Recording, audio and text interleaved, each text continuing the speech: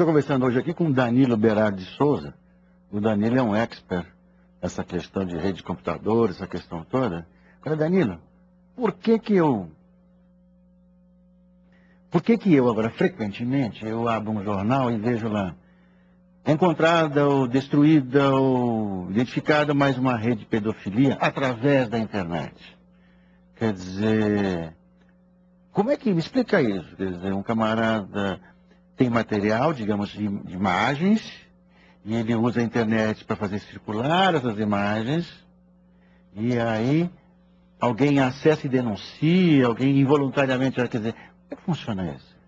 Hoje existe, né, uma vontade grande, eu acho louvável, né, das polícias, das autoridades de buscar isso e acabar com isso. Então, essas autoridades e essas polícias estão indo atrás de quem faz isso através de investigação e pesquisa e de denúncias. Então, aqui no Brasil você tem um site que é o SaferNet, né, que você pode usar para fazer denúncias, né, eventualmente eles buscam isso por conta própria ou passam isso para a polícia. Eu costumo dizer que existem certas coisas que são ainda caso de polícia, apesar de estar na internet. Eu também indico que as pessoas procurem a polícia. As polícias têm departamentos já de crimes digitais, crimes virtuais. E no caso da pedofilia, a maioria dos pedófilos que fazem isso porque há um lucro em cima disso, né, vendem as imagens, vendem o acesso, hospedam, né, imagens com esse conteúdo em servidores. Às vezes servidores em locais que não tem monitoração, que não tem controle, que não tem formas de acesso adequada. Por exemplo, no Brasil, para você hoje hospedar um conteúdo, você tem que ter um provedor, você tem que colocar esse conteúdo nesse provedor, registrar um domínio. Esse domínio, para ser registrado, tem uma burocracia também onde você tem que identificar CNPJ, CGC, CPF. Então, assim, você se identifica a como chegar naquela informação. Mas você pode hospedar isso em países que não têm essa burocracia, países que não fazem esse tipo de, né, controle, ou provedores que não estão agindo, né, da forma correta, ou acessos clandestinos. Então, através dessas pesquisas, dessas denúncias, você chega nesse material. Nem sempre chegando no material, você consegue ir para o caminho inverso de ver quem publicou, quem é o responsável. E às vezes você chega e às vezes você identifica essas pessoas. Né? A internet hoje, ela ainda há como ser anônimo, mas está cada vez mais difícil e cada vez uma coisa de mais profissional e expert na área de segurança. Eu não recomendo ninguém fazer isso. Agora, a gente está falando sobre a questão da internet, falando sobre os perigos, essas questões, falamos rapidamente, mas não falamos de uma questão que me parece básica, que é, eu já li que a mais de 80% do material que circula na internet é pornografia. Aí você vai falar, bom, então para acabar com isso tem que acabar com a internet? Não, não é nada disso. Mas o fato é que parece que a internet ajudou a alavancar a pornografia internacional. Não é? Quer dizer, hoje é uma multiplicação. Inclusive, às vezes, até em páginas assim, sérias, de política, esporte, lazer, aí tem lá, esta pousou esta semana. Né? Isso não é pornografia, mas pode ser uma porta de entrada. Como é que a gente, quer dizer, você acha que a pornografia, quer dizer, que existe uma preocupação de governos, existe uma preocupação da polícia em relação a essa questão da pornografia? Em termos assim falando do conteúdo, eu acho que assim, pornografia é um conteúdo adulto, né? Então cada um tem o seu livre-arbítrio de acessar e o que quiser acessar como quiser. Mas em termos de como ele é acessado e a forma como vem, é preocupante porque, por exemplo, não há nada mais ridículo do que sites pornográficos onde você simplesmente tem uma telinha dizendo assim, eu tenho 18 anos, aí você cria um botão sim. Então assim, para criança, para adolescente, quer dizer, isso não é um meio de autenticar e de comprovar acesso nenhum. Quer dizer, me parece que é para ser assim mesmo. Não, pergunta pro aparece, aqueles que se preocupam ainda botam uma telinha assim, eu confirmo que tenho 18 anos. Aí você aperta o sim, senão você fala, não tenho 18 anos não, e sai. Então eu fico imaginando a mente de um adolescente, de uma criança, se não tiver ninguém olhando, né, se vai acessar ou não, se não houver nenhuma monitoração do pai, nenhum tipo de controle. Agora, em termos técnicos...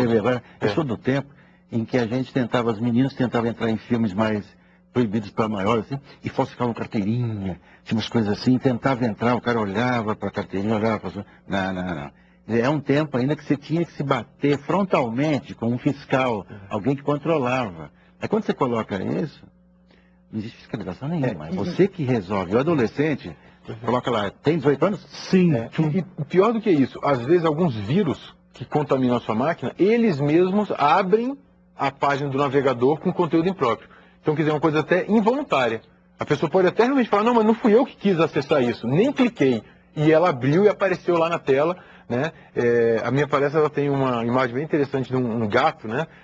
Um animal, gato, a gente fala um gato com o olho bem espantado assim, e aí tem embaixo o texto assim, o que foi visto não pode ser desvisto. E assim, eu achei interessante essa imagem, assim, o texto bem forte, porque uma vez que você viu uma coisa, não tem mais como apagar, né? Eles brincam até daquele filme Men in Black, né? Ele aperta o botãozinho, dá aquele flash, a pessoa esquece, mas na vida real, viu, tá visto. Então, se a máquina tem um vírus, está contaminada, abre uma página com aquele conteúdo, e agora? Não tem mais como apagar, já viu, né? Então tem que tomar esse cuidado. E em termos técnicos, a preocupação que existe com relação a esse conteúdo é porque esse conteúdo geralmente é de imagem, e a imagem é um tráfego mais pesado, e, ou seja, faz com que o tráfego na internet fique mais pesado. Então, quer dizer, tá lento, tá tudo lento, a internet está ficando lenta.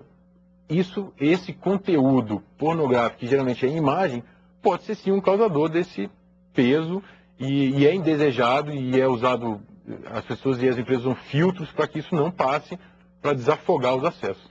Antes de falar da diferença entre, digamos assim, o acesso doméstico e o acesso em empresas, isso é coisa diferente. Eu me lembrei agora, esse dia eu li um artigo, uma nota policial, coisa assim, num jornal dizendo o seguinte, no interior de Pernambuco, na cidade tal, o rapaz João namorava Maria. Aí ela não quis mais namorar com ele. Passados alguns dias, todo mundo na cidade e região começou a ver na internet imagens dela fazendo sexo. Aí eu falei assim, puxa vida, o macho ofendido que antes puxava a peixeira ou revólver, agora saca da internet. Quer dizer, ele está usando a internet para fazer um estrago, né, que ele faria antes com sangue, né, ele deslocou para o mundo, né, mundo eletrônico, digamos assim. Então agora ele faz o estrago com a moça. Né? E aí ela, uma cidade pequena, houve um constrangimento total, ela teve que sair da cidade, aquela coisa toda. Quer dizer, o camarada conseguiu exercer a sua vingança. Ela não está comigo, não está com mais ninguém. Foi isso que ele conseguiu mesmo. Ou seja, foi um crime muito bem executado. Agora, do outro lado, existe o quê? Como é que ele vai ser penalizado? Eu nunca mais soube da história, porque esse jornal só dá quando acontece. A gente nunca sabe o que acontece depois. O que sabe o que aconteceu com ele?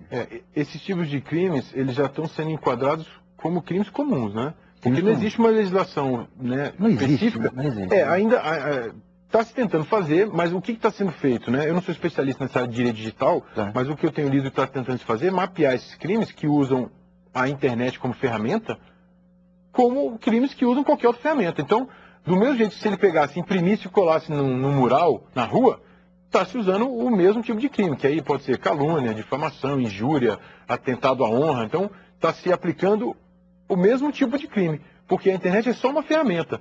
Né? Não estão considerando esses crimes como crimes digitais, crimes virtuais. Aliás, o nome crime virtual é um pouco, né, esquisito, porque se é um crime virtual, não tem nada de virtual, ele é real. Né? Ele é real. Recentemente, uma matéria do Correio Brasiliense deu um título interessante que eu achei que é bem interessante, dizia assim, insegurança real, falando sobre a internet. Ou seja, é virtual, é tudo digital, mas a insegurança é real. Né? Então, não se pode esquecer disso. E as polícias têm punido, a justiça tem punido. Você tem uma ideia, essa SaferNet publicou uma pesquisa em que em 2002 tinha-se por volta de 400 crimes